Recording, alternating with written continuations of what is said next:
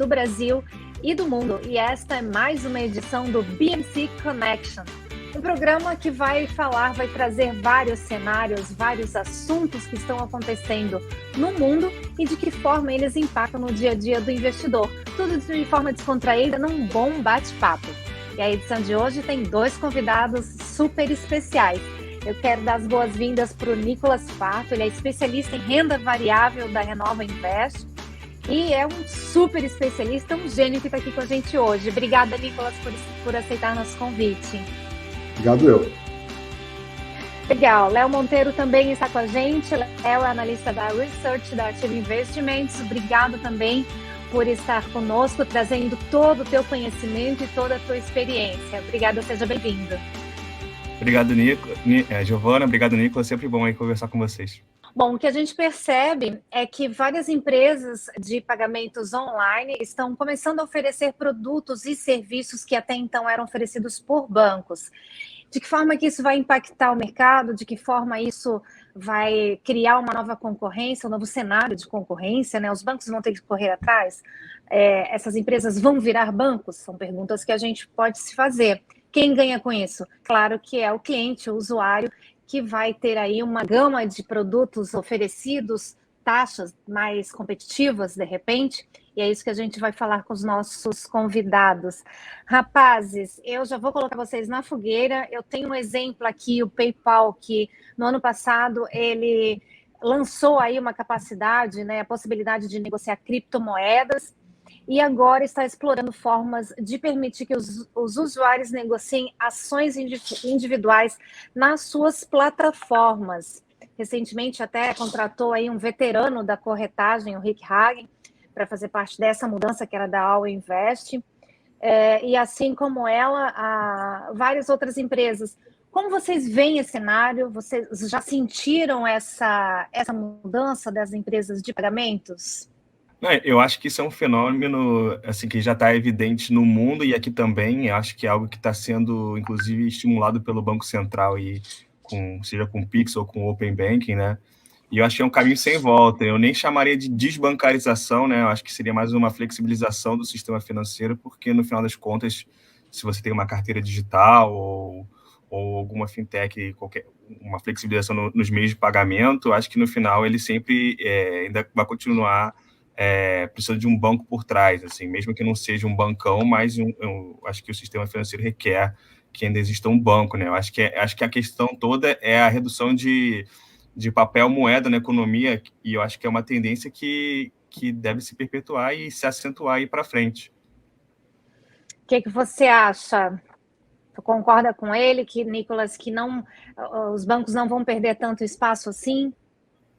Eu concordo com o Léo de que eu também não vejo como uma desbancarização, e sim como uma flexibilização, como ele bem falou, né? A gente está, na verdade, vendo esse mercado ganhar um pouco mais de tamanho, né, e se expandir.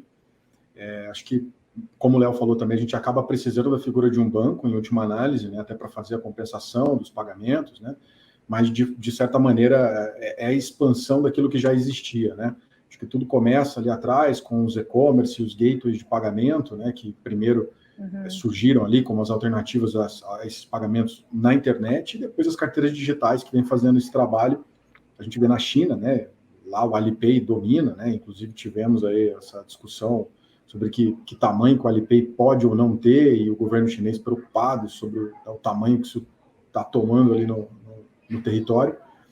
Mas, em última análise, a gente vai precisar de um banco, pelo menos por enquanto, apesar de já existir alternativas até mesmo a eles, né? A gente tem a Ripple, né, que é uma criptomoeda que está ligada a uma empresa que foi adquirida pela Visa, né?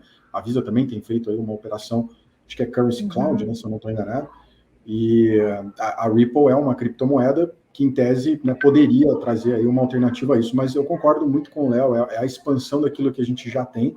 O banco ele pode navegar ou não nesse mercado, mas eu acredito que eles estão antenados, né? Estão se posicionando para surfar essa onda. Claro, eu acho até que essa flexibilização ela é um reflexo de um novo momento que a gente está vivendo, que a gente aprendeu a se adaptar, né? Obviamente, por causa da pandemia. que trouxe para a gente aí uma obrigatoriedade de aprender a viver de forma diferente, né?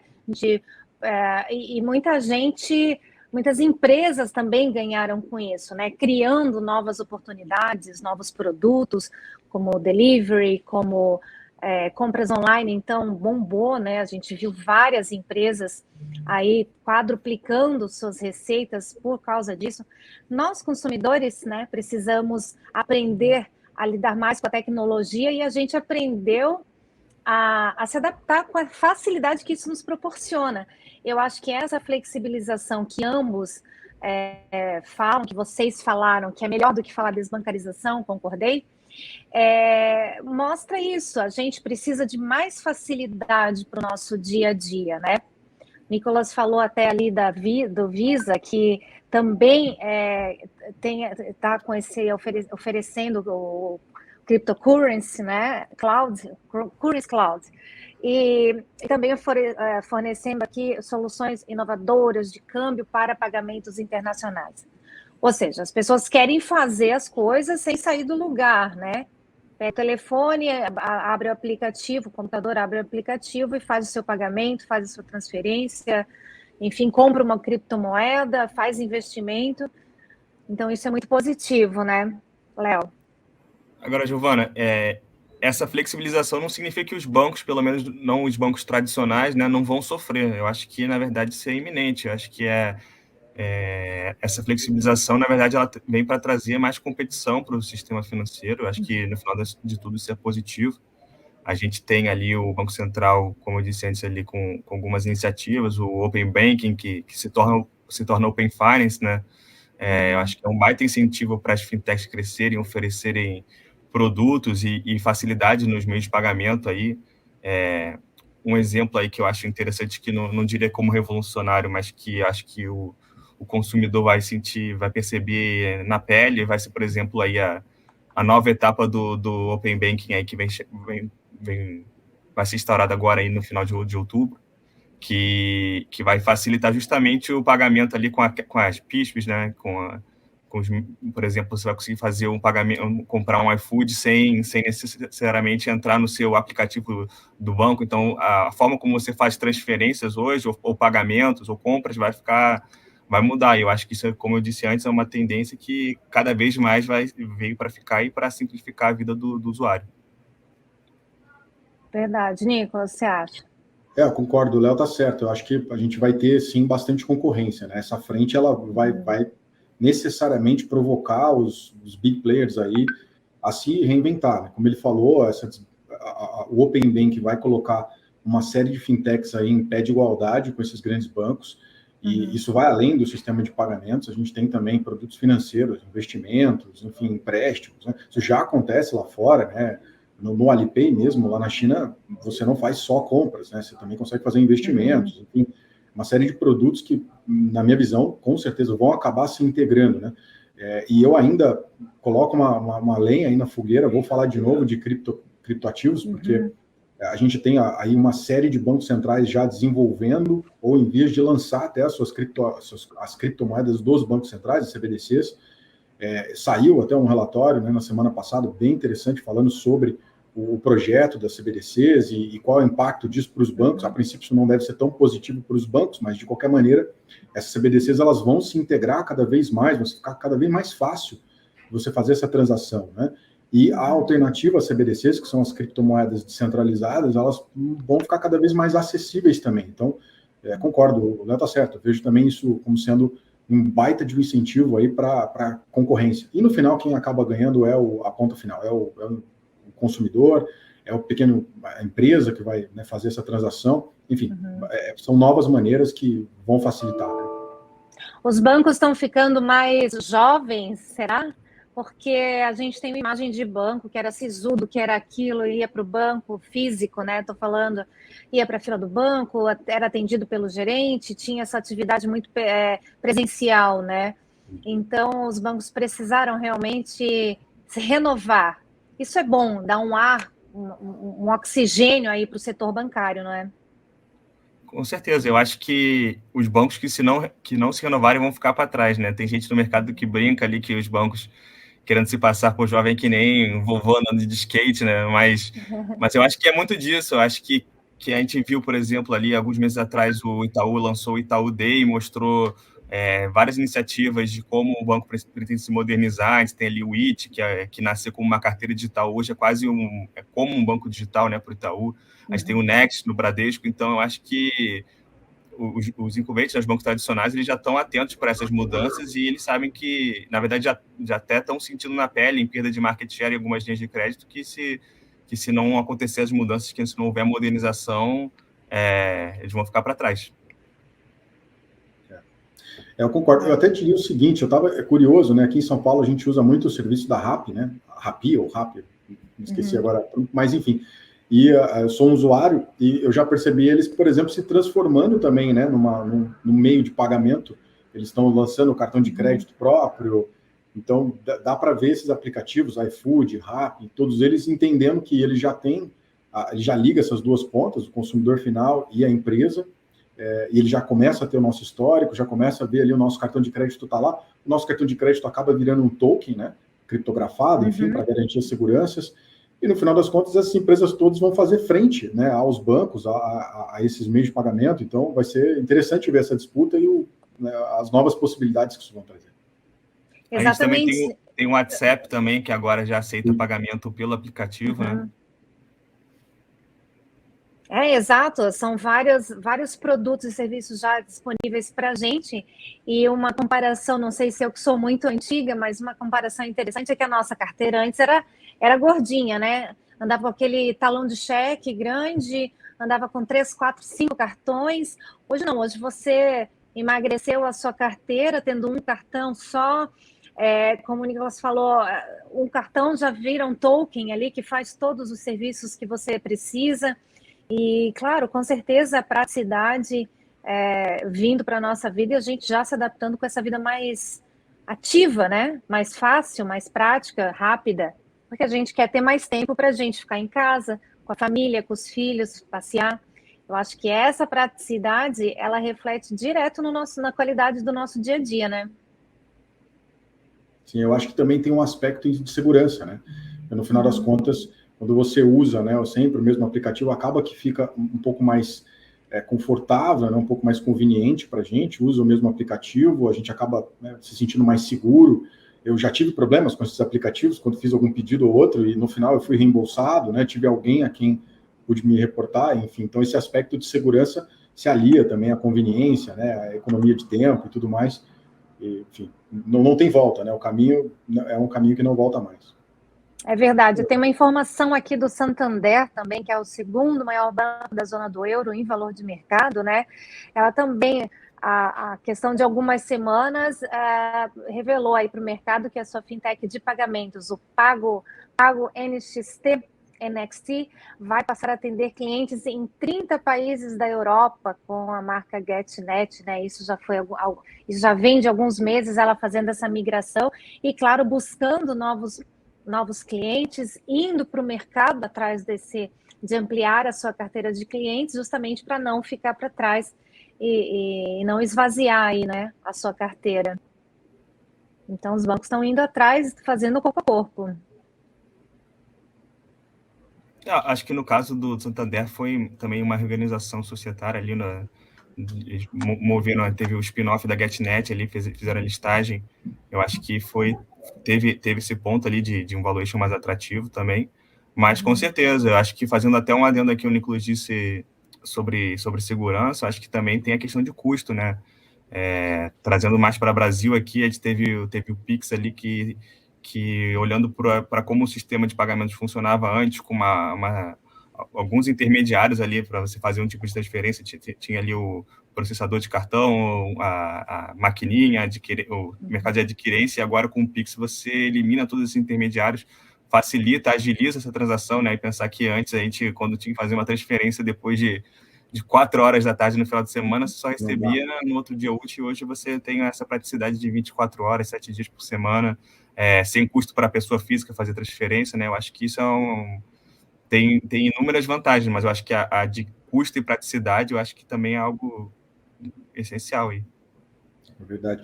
Falando sobre a GetNet, né, Giovana e Léo, acho que assim, esse spin-off ele destravou muito valor, né? Porque no final das contas a Get ela consegue, através aí da PagoNext, né? Eles pretendem aí, pelo que eu estava entendendo, enfim, levar esse modelo mundo afora, né? Porque a Pago ela está vinculada em vários e-commerces, né? Em vários países. Então, expandir essa frente e a própria história da Get, né? Acho que resume bem, né? Como ela começou no mercado de maquininhas, que né, na época era ainda né, bastante fechado, ainda é um mercado super concorrido, né? Bastante, até as taxas, né? A gente consegue ver que as taxas cada vez menores, né? E eles estão abrindo outras frentes, né? Porque se depender só das taxas, eles não vão sobreviver. E acho que a Get faz isso, quer dizer, ela destrava esse valor, quer dizer, deixa esse potencial agora mais livre, né? Para o acionista, para a empresa explorar, e a parceria ali, a Pago agora sendo a controladora, leva isso para fora e pode replicar esse modelo. E a Get aqui no Brasil tem sido um player bem relevante, né? Se eu não estou enganado, ela ficou atrás só do Mercado Livre, do PagSeguro, né? Se eu não me engano, no crescimento ali, eles cresceram alguma coisa como 60%. E, então, assim, é um player que agora fica mais destravado e pode gerar esse valor. Acho que foi até por isso essa euforia das ações, pelo menos nos primeiros dias de negociação, né? Então, esperar para ver agora se isso realmente vai se comprovar. Eu até levantei uma informação legal para ilustrar, Nicolas, o que você falou. Executivos do banco disseram a Reuters, que a gente está sempre de olho nas agências internacionais de notícia, que o Santander está esperando aí triplicar as receitas da Pago NXT ali para a receita de 1 bilhão de euros para os próximos anos. Então, realmente, ela está focando ampliar a sua carteira de clientes e focando na receita também, né? A GetNet, ela tem mais de 1 milhão de clientes e processou 90 bilhões de euros em cerca de 4 bilhões de pagamentos em 2020. Então, realmente é um volume expressivo e não vai ficar para trás, né? Não quer ficar para trás, assim como outros bancos, né? Vocês que são especialistas em banco. Mas eu imagino que sim, né, Giovana, assim, a operação da Get aqui no Brasil, ela deve voltar a níveis pré-pandêmicos ali, né, o lucro que eles tiveram, lucro líquido ali de 2019, a receita muito provavelmente devam voltar ao nível de receita já em 2022, mas níveis de lucros aí que a gente via em 2019, isso já está mais projetado para 2023. Então, assim, é uma empresa que está crescendo, né? Acho que essa operação, esse spin-off, foi, na minha visão, foi positivo para a Get e para os acionistas. Isso é legal. Quero que vocês falem mais sobre os bancos, como é que vocês, porque vocês estão acompanhando super de perto, né, essa movimentação dos bancos. O que mais que vocês podem trazer para a gente aí para ilustrar esse novo momento, essa nova necessidade de adaptação aí dos bancos? Como vocês veem? O que mais está surgindo de novidade aí?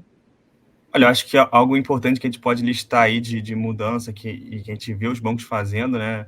É um esforço muito, muito grande para a redução de custos administrativos. Então, a gente já viu Banco do Brasil, Itaú, Bradesco anunciando o programa de demissão voluntária, redução de agência, né? E eu acho que isso é outro fenômeno que vem para ficar mesmo. Eu acho que os bancos tinham uma estrutura muito gorda, né? A forma como o brasileiro interage com a agência, com o gerente, eu acho que isso tem mudado, eu acho que é uma mudança que justamente também vem sendo incentivada aí pelo Banco Central com as medidas, então eu acho que é algo que a gente já consegue ver até nos balanços ali, os bancos ressaltando o índice de eficiência cada vez menor, que contraintuitivamente, quanto menor o índice de eficiência, melhor, né? Mais eficiente o banco é. E eu acho que é algo que a gente deve seguir olhando aí nos balanços dos bancos para frente, dos bancos tradicionais, que eu digo. E pode ter uma tendência dos bancos reduzirem taxas, deixarem também esses serviços mais enxutos, com menos pesados para os seus clientes? O que vocês acham? Eu acho que a receita de prestação de serviços é uma receita que os bancos veem como, pelo menos parcialmente, comprometida, né? Justamente pela chegada do Pix, aumento da competição. Acho que todas as transformações elas atingem ou a receita de prestação de serviços ou os spreads bancários. E é justamente aí que os bancos têm que pensar em maneiras mais inventivas de diversificar as operações, talvez construir internamente, né, os bancos digitais, ou fazer aquisições nesse sentido, tentar modernizar a forma como eles operam. Concordo. Acho que é isso, né? No final é um pouco daquilo, Giovana, que você falou, né? São os bancões antigos ali com uma carinha de mais jovens, né? Querendo dar uma pinta de ser um pouco mais jovens. Porque no final das contas é o que o Léo falou, ele precisa hoje reduzir custo, né? Porque essas tarifas eles vão ter que disputar agora com fintechs que conseguem, em pé de igualdade, oferecer o serviço de pagamento, né? Enfim, e daqui a pouco empresas que estão oferecendo aí produtos financeiros, investimentos também.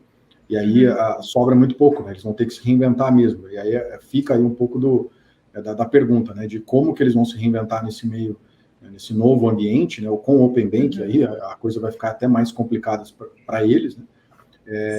Acho difícil a gente ver aí bancos performarem como performavam lá atrás, né? Então, muita gente hoje ainda nos pergunta aqui, puxa, vou comprar uma ação de uma bancária hoje.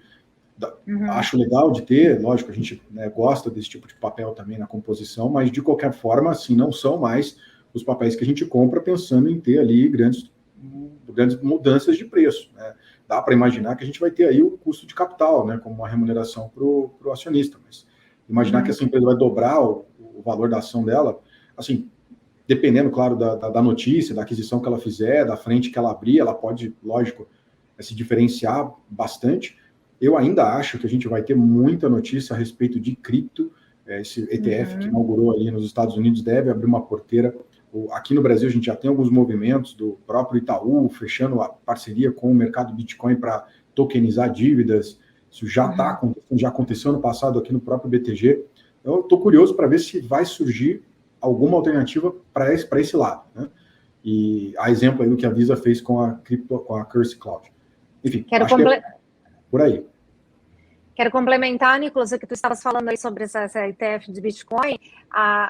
Já estreou bem, o mercado se agitou com isso, porém ainda as taxas estão altas, né? Existem ainda algumas ajustes, eu acho, ainda a serem feitos nesse sistema, mas é um caminho sem volta também. Começou aqui, daqui a pouco já está indo aí para o Brasil, né? E para outros países. Eu vou só retomar aqui, porque você falando disso, conversa também com o nosso assunto, né? Você tem razão, né? As taxas da Bitcoin, o tempo de transação costuma ser o gargalo, né, de todo o sistema, e as alternativas que surgiram são as segundas camadas, né? A gente está com um experimento acontecendo agora, nesse exato momento, lá em El Salvador.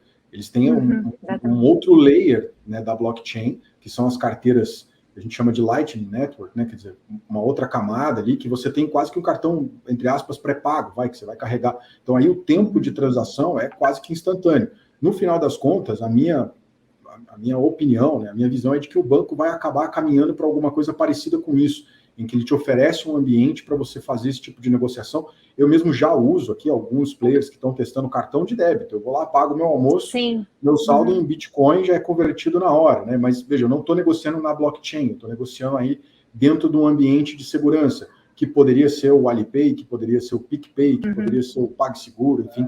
Então, eu ainda acho que alguma novidade para esse lado deve surgir ainda para esses próximos meses e anos.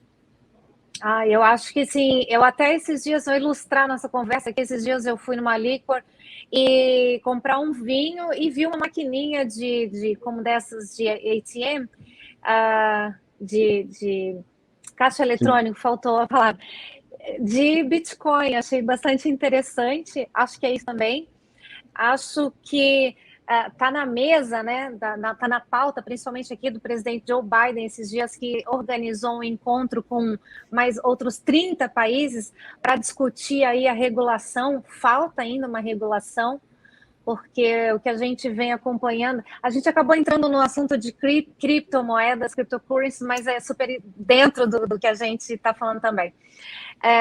Pela segurança, existem alguns tópicos que ainda estão por serem resolvidos, né? A segurança, o rastreamento, né? A gente viu que hoje os ataques cibernéticos, os sequestros cibernéticos estão acontecendo todos com resgate pedido em criptomoedas, porque ela ainda dificulta o rastreamento da moeda, né?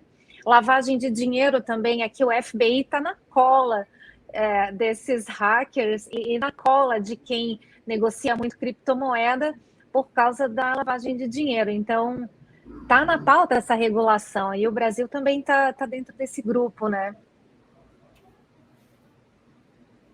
Eu, pessoalmente, concordo com você. Eu acho que, no caso do Bitcoin, eu acho que uma das grandes questões, né, que se debate muito é justamente que existe um trade-off entre a privacidade do usuário, que justamente muitas vezes é por isso que ele opta pelo Bitcoin, e a falta de regulação, né? E eu acho que concordo muito com o que o Nicolas disse sobre o setor bancário. Eu acho que é possível a gente ver transformações nesse sentido. E a noção dos grandes bancos como investimento, a gente aqui também, aqui na Ativa, a gente tem uma visão bem parecida. A gente ainda vê valor nesses bancões, mas não como uma empresa de valorização de capital. É muito difícil imaginar que um bancão vai dobrar de valor daqui a alguns anos, né? Mas ainda assim, eu acho que ainda, talvez puxando um pouco de sardinha para os bancões, eu acho que eles ainda possuem diferenciais importantes, principalmente pensando no Brasil como um todo, né? Eu acho que a noção de investimento, acho que o relacionamento com o cliente, muitos desses bancos têm um tempo médio de relacionamento com o cliente de mais de décadas, né? De mais de anos. Então, acho que isso ainda é algo que, de verdade, ainda mantém, pelo menos, o cliente mais velho ali dentro dos bancões, e eu acho que também não significa que vai ser o fim do mundo para eles, não. Não vai acabar, então, bancão. Eu também acho que não. Acho que ainda existem clientes que preferem, como você falou, esse ambiente mais acolhedor e presencial que o banco ainda oferece, né? E eu acho que a possibilidade e a força de oferecer uma carteira grande de serviços ainda é uma vantagem dos bancos que estão na frente nesse processo de modernização e flexibilização, né? Eu concordo. Pode seguir, Nicolas. Desculpa, não, eu só ia dizer que eu concordo, porque eu também acho que tem uma coisa aí que, Léo, você falou, e só fazendo o link aí com o que a Giovana falou, mais do que ir na agência, né, Giovana, tem o logo do Itaú, né? A partir do momento que eu vou comprar uma criptomoeda, seja lá qual for, e eu tenho o símbolo do Itaú, pô, eu tenho um relacionamento de 10, 20 anos com esse banco, eu confio, né? Então, isso conta, né? Exatamente, tu falou uma coisa muito que pega muito no coração de um consumidor, de um cliente, é a confiança. E esse valor agregado os bancos têm, né? Porque os bancos virtuais, né? Poxa, mas cadê o meu dinheiro? Eu não consigo ver, não consigo tocar no meu dinheiro. Então, ainda existe uma grande parcela de clientes que preferem realmente a segurança e o nome, a tradição de um bancão, né? Léo, tu acha? Não, com certeza. Agora, eu acho que os bancos não podem se apoiar exclusivamente nisso. Como o Nicolas falou antes, ali, o Open Bank ele não vem trazer só a flexibilidade ali no e-commerce, na forma de pagamento, mas também, quando ele se torna Open Finance, ele vem trazer transformações em outros segmentos ali do sistema financeiro, né? No investimento, na operação de seguros, se chama Open Insurance. Então, a gente vai ver transformação em todos esses mercados e a tendência é que essas fintechs também passem a oferecer uma gama bem mais ampla de serviços para frente, né? Então, acho que a gente pensar exclusivamente que o bancão ele vai se manter só porque ele tem um relacionamento ou só porque ele tem uma gama de serviços maior, eu acho leviano acreditar nisso. E eu acho que, como eu disse antes, os bancos eles estão de olho nisso, inclusive, e estão mudando a sua estrutura ali. O exemplo do Itaú, no Itaú deles, anunciaram ali a estratégia digital, né? Então, eles não querem se manter exclusivamente digital, nem exclusivamente físico. Eu acho que é uma questão de balancear esses dois segmentos, né, esses dois mercados, que eu acho que também tem o seu valor, sim. Mercado híbrido, né, acaba sendo. Exatamente. Tem um paralelo aí, né, que é interessante. A gente passou alguns meses atrás aí por um burburinho de que teria uma nova bolsa aqui, né, no Brasil, e de que a B3 teria uma concorrência, as ações imediatamente caíram, e aí a gente discutiu bastante, conversando com alguns clientes, de que mesmo que a gente tivesse uma nova bolsa, ainda assim, a confiança que a gente tem na B3, dado todo o histórico dela, não vai fazer com que todos os investidores simplesmente migrem para um novo ambiente, né? Então é interessante a gente ver como é que vai ficar essa briga, porque de um lado você vai ter, né, todo o histórico do banco, toda a tradição, toda a confiança que a gente já tem nele, mas na outra mão a gente vai ter toda a inovação que surge dessas fintechs, das criptomoedas e tudo mais. E aí a gente vai ver aonde que vai ser o ponto de equilíbrio, né? Qual vai ser o ponto em que o banco consegue aliar toda essa novidade e spreadar ou conseguir, né, lucrar com a confiança que ele tem, dado todo o histórico, né, que ele já tem conosco. Exatamente. Eu acho que aí no Brasil ainda não, mas aqui o Google Pay já está permitindo, já há alguns meses, inclusive os clientes fazerem remessas de dinheiro para a Índia e Singapura. Também é um outro filão aí do mercado, né? Concorrendo direto, ela quer derrubar direto aí a Western e a Wise, que são as maiores aqui nos Estados Unidos. Também é uma empresa de pagamentos agora oferecendo um super serviço de banco, né? É isso aí. Eu acho que essa é a tendência. A gente tem Google Pay, Apple Pay, essas carteiras digitais, essas transferências internacionais. Acho que até é uma questão um pouco mais complexa aí em termos regulatórios, mas eu acho que a tendência é a facilidade do meio de transferências e no final isso se traduz em redução de papel moeda na economia, que é até menos custoso para os bancos centrais, é mais fácil, mais seguro e mais simples para o usuário também. Nicolas, eu diria que essa operação do Google ela é interessante e coloca no contraste aqui na nossa conversa. A gente está falando bastante de fintech, né? E vem muito à nossa mente aí as empresas menores, né? Grupinhos pequenos ali de empreendedores que estão pensando em soluções e tá aí, né? O Google não é uma fintech, é uma grande empresa, pelo contrário, e está percebendo, né, que pode também, né, atuar nesse mercado e trouxe aí o serviço. Se eu não estou enganado, o cidadão americano pode fazer remessa para Singapura, mas o contrário não é verdadeiro, pelo menos por enquanto, né? Mas pelo já menos abre por aí enquanto, Índia e Singapura. Isso, foi o que eu entendi.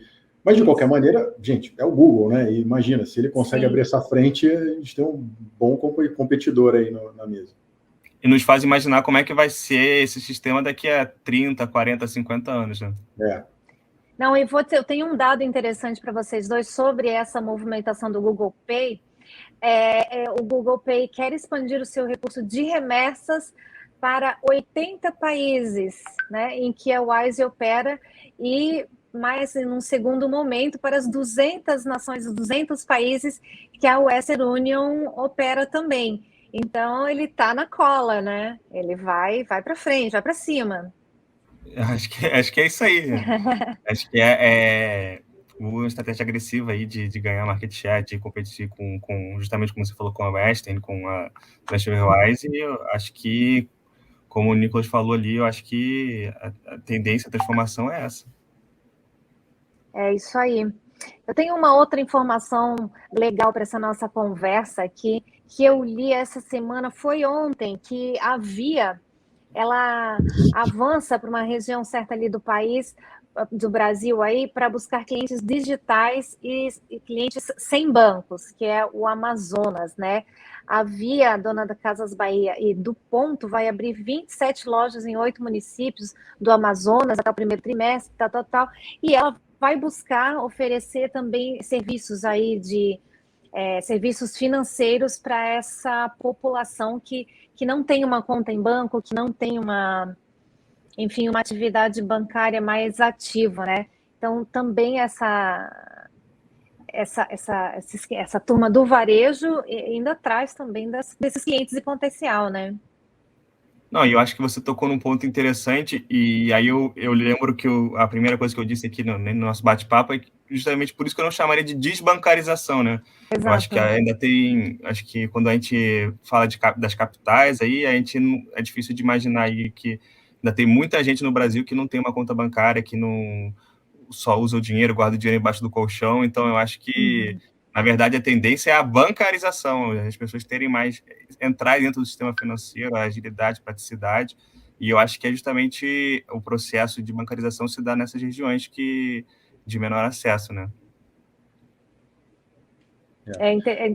Bancariza, gostei dessa avaliação, realmente, a tendência também, por outro lado, é essa, de buscar clientes que não têm banco. Ainda existe uma parcela muito grande da população no Brasil, principalmente.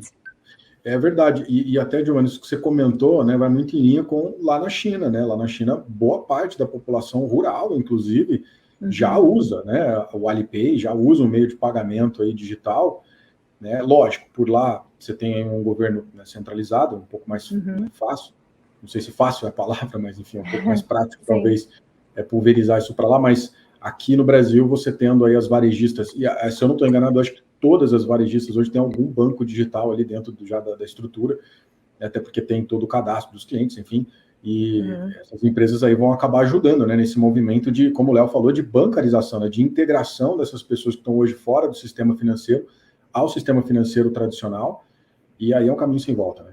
Bom, nós estávamos falando, então, das grandes varejistas que estão também buscando esses clientes para oferecer serviços de banco. Eu achei muito interessante que tu falou que ela já tem a base de cadastro. Isso é uma questão que pouca gente observa, mas isso é um tesouro, né? Ter uma base de dados e informações de clientes com tanta informação, tanta riqueza, isso aí com certeza é um valor agregado para a empresa, para ela ir em cima enfim, e buscar esses clientes para essa parte de serviços bancários e financeiros, né?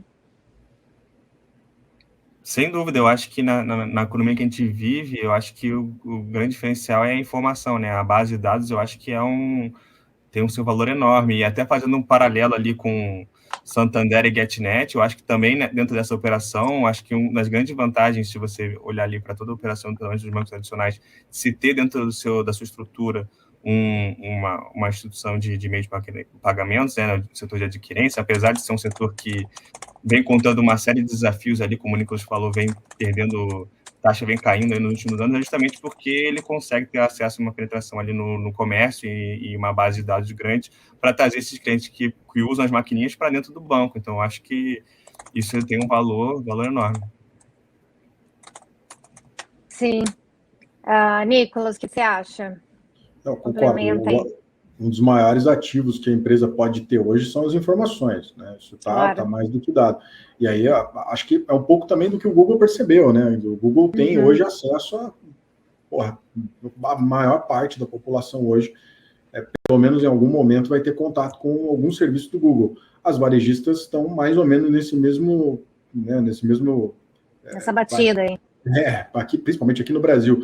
Quem não se lembra aí de Casas Bahia, né? Poxa, quantas vezes aí, há quantos anos a gente não escuta essas varejistas fazendo, enfim, né, o crediário, o carnê e tudo mais, e isso só foi evoluindo, né? E agora ele não precisa mais do carnê, ele consegue te oferecer isso via um meio de pagamento próprio, ou fazendo o caminho oposto, voltando lá, por exemplo, que eu dei da Rappi, que é um pouco do contrário, né? Primeiro eu tenho o aplicativo, depois eu, né, me torno ali... É um pouco disso, né? E no final das contas vai ser muito interessante ver esse ponto de equilíbrio, onde que a gente vai, né, se equilibrar nisso, porque o momento é de inflexão. A gente está vendo empresas que não eram, né, do setor financeiro, atuando num segmento que tradicionalmente foi do setor bancário. A gente está vendo também outras alternativas às moedas, né, dos bancos centrais, tanto nas CBDCs quanto nas criptomoedas. Enfim, então vai ser muito interessante ver isso. E sim, os bancos vão precisar se mexer aí para continuar no mercado, de certa forma, mas a gente vai ter que, né, aguardar aí os passos para ver quem que vai sair bem nessa. Até uma curiosidade, tu falou que os bancos estão se adaptando à nossa realidade, eu vou exemplificar a vinda da Bitcoin. Muitos bancos estão contratando headhunters para buscar grandes especialistas em bitcoins para abrir setores especializados a uma gerência Bitcoin. Eu vou trocar em miúdos aqui. Então, realmente, é uma transformação geral do mercado. Talvez tenha sido por causa da Covid-19, a gente não tem certeza, mas acredito que é uma transformação necessária, porque um mercado parado não evolui, um rio parado, né, não evolui, e a nossa vida parada fica muito boring, muito sem evoluções e sem novidades e sem crescimento, né? Garotos, eu quero agradecer muito a participação de vocês. Quero já marcar aqui, deixar agendado para daqui a uns 6 meses a gente voltar a conversar sobre esse tema, porque a gente vai lembrar do que a gente falou hoje e dizer, olha, na nossa primeira conversa sobre esse tema, o assunto estava assim, o cenário estava assado, então vai ser interessante a gente rever e conversar a respeito do que vai surgir. Léo, muito obrigada, quero agradecer a tua participação. Léo Monteiro, analista de Research da Ativa Investimentos. Obrigada, adorei receber você aqui no BMC Connection. Eu que agradeço, Giovana, muito bom bater um papo com você e com o Nicolas aí, acho que foi muito legal a conversa. Legal. Nicolas Farto também é especialista em renda variável da Renova Invest. Obrigada, Nicolas, pela tua presença aqui, pela tua companhia. Foi muito legal também trazer todo esse teu conhecimento. E valeu, obrigada. Imagina, eu que agradeço, Giovana. Prazerzaço falar com você, com o Léo. Sempre bacana. Contem comigo, quando quiser. Tá marcado o próximo papo já. Perfeito, foi super jóia essa nossa conexão aqui, São Paulo, Rio e Boston, numa mesma sala aqui, conversando, batendo esse papo, sempre trazendo aí, saindo um pouco daquela dureza da análise técnica, né, e conversando um pouquinho sem hora, sem horário, enfim, sem muito compromisso, para a gente conversar e ver o que está acontecendo no cenário mundial aí dos investimentos. Obrigada, um beijo para vocês e até uma próxima. E é isso, eu sou Giovana Locatelli, sou correspondente internacional da BMC News e esse é mais um BMC Connection, um programa que quer trazer para você vários cenários aí do mundo, da economia, da política, do que acontece no mundo e que afeta diretamente na vida do investidor. Obrigada, e a gente se vê na próxima com mais um BMC Connection.